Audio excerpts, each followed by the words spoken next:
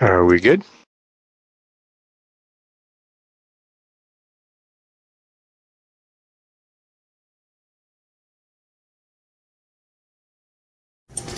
All ready. All right, let's see what we got here.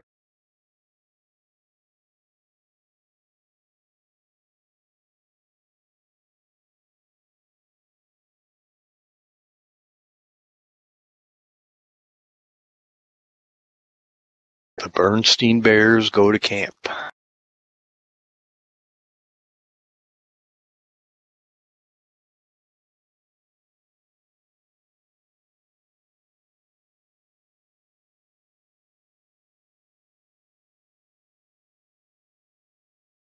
was the last day of school and the beginning of vacation.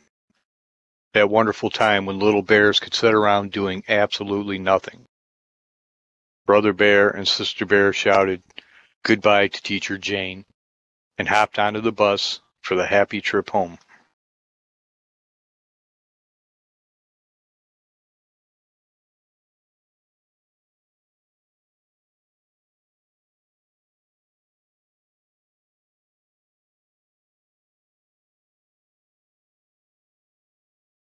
Well, asked Mama Bear after a day or so of vacation, are you enjoying sit around doing nothing?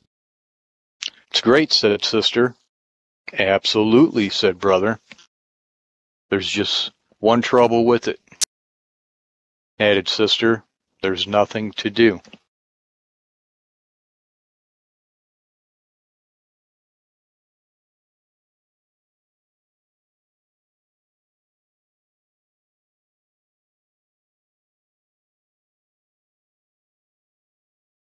Here, take a look at this, said Mama, as she reached for something that had come in the mail.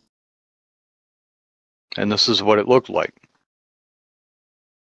says, tired of sitting around doing nothing? Come to Grizzly Bob's day camp. Summer fun for cubs of all ages.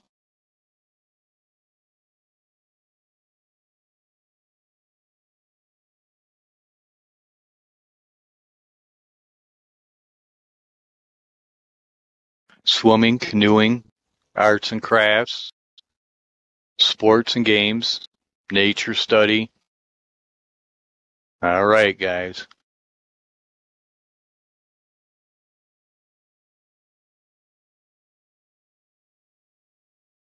Fully supervised by Bob. Somebody click the book. I think there's a ghost.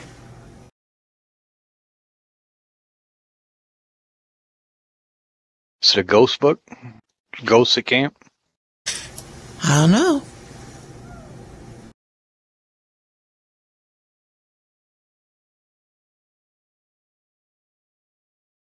Some of the things looked interesting, but Brother wondered what fully supervised meant, and Sister wasn't so sure about the overnight sleep out. It sounded a little scary. Where is the camp? Asked Sister. Not far, answered Mama. How will we get there? Brother wanted to know. A bus comes for you in the morning and brings you home in the afternoon. Sounds a little like school, said Brother. Well, think about it. Oh, we'll think about it, said the cubs. Went back to doing nothing. Well, not exactly nothing. They picked a few wildflowers.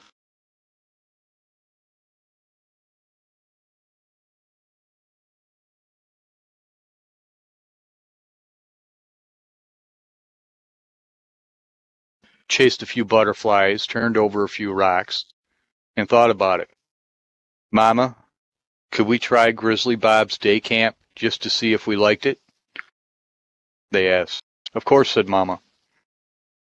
A couple of mornings later, Brother and Sister were in camp shorts and t-shirts, all ready and waiting when the bus came. It didn't look much like the school bus, though.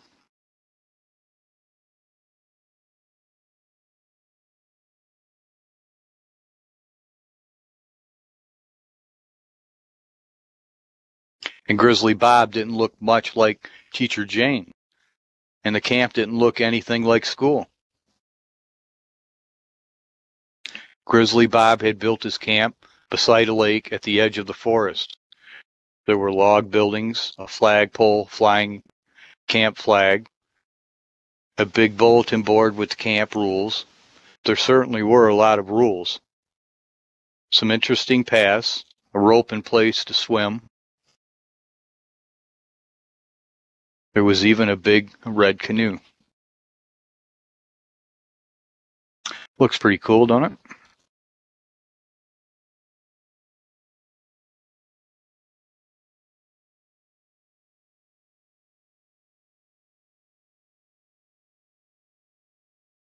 Bob had made name tags for the cubs.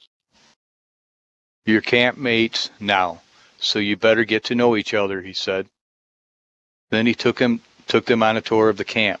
There was an office with a desk where he did his paperwork and a first aid corner full of bandages and things for cuts and bruises.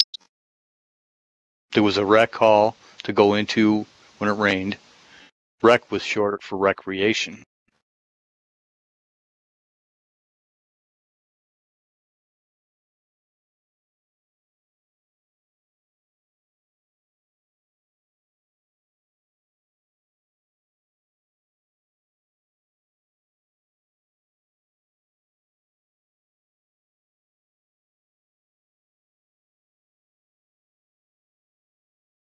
There was a picnic place and a barbecue pit where they roasted hot dogs for lunch.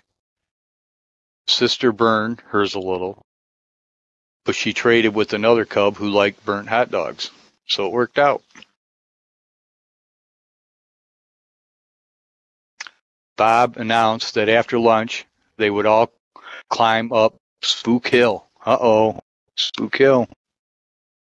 To the very top of Skull Rock. The special place where they would have their end of camp powwow and sleep out. It was quite a climb.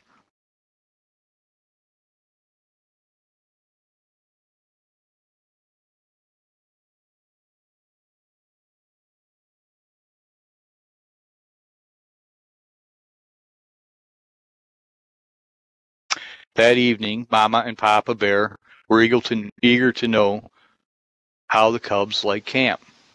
It was okay, said Brother, but they sure have a lot of rules. It was all right, agreed Sister. They sure have plenty of bandages and stinky stuff for cuts. But what they were both thinking about was Skull Rock and the end of the camp sleepout. Especially Sister.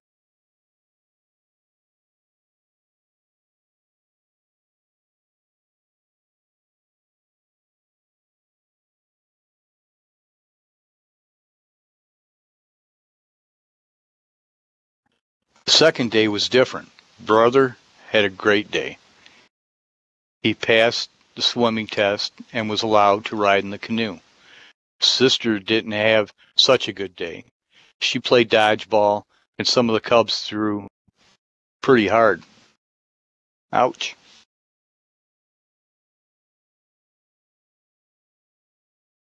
The third day, though, Sister had fun. She got a star for a birch picture frame she made in arts and crafts. But Brother hurt his knee in the wheelbarrow race.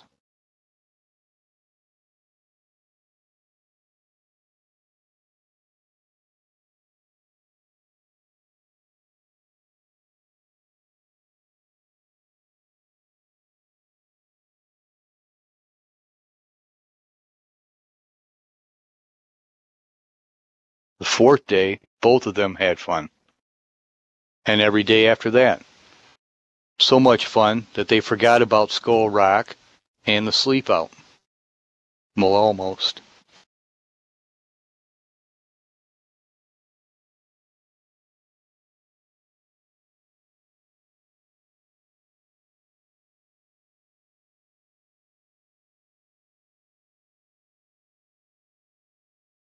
Papa found the sleeping bags that he and Mama had used on their honeymoon. And when the camp bus came on the morning of the big night, Brother and Sister were ready. Well, sort of. The climb up Spook Hill wasn't so hard this time, even with backpacks. The cubs were strong and tough from their summer of camping. Tomorrow would be field day, the last day of camp, when their parents would come to watch their games and contests and see awards given out. But for now, all the cubs could think about was a big sleep out.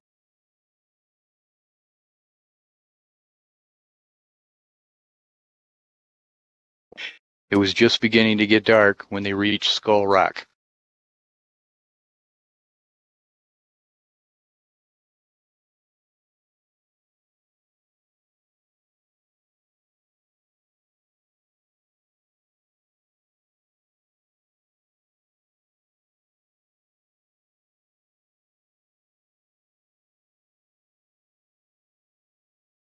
Grizzly Bob built a campfire. Then he went into a small cave. When he came out, he was dressed in a beautiful Indian costume. Then the cubs sat in a semicircle and the powwow began.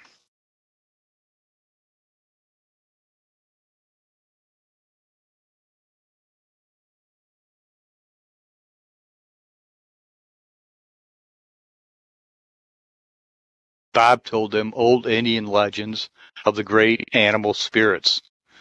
The story of the great grizzly as big as a mountain, the soaring eagle who filled the sky, and the mighty salmon whose colors made the rainbow. As Bob told the old stories, the cubs could almost see the wonderful creatures in the fire-lit smoke as it curled up into the night sky.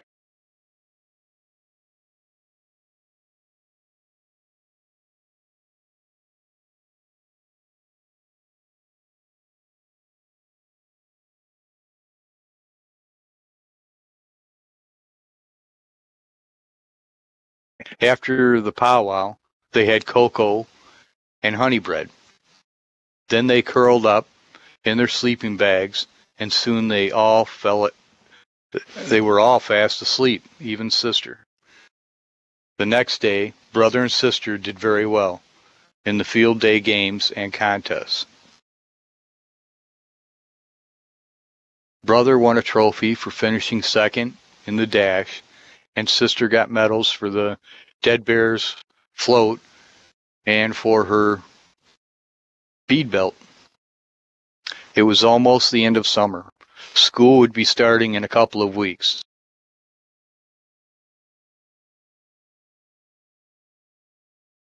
Well, asked Papa, how did you like camp? It was great, said brother, hugging his trophy.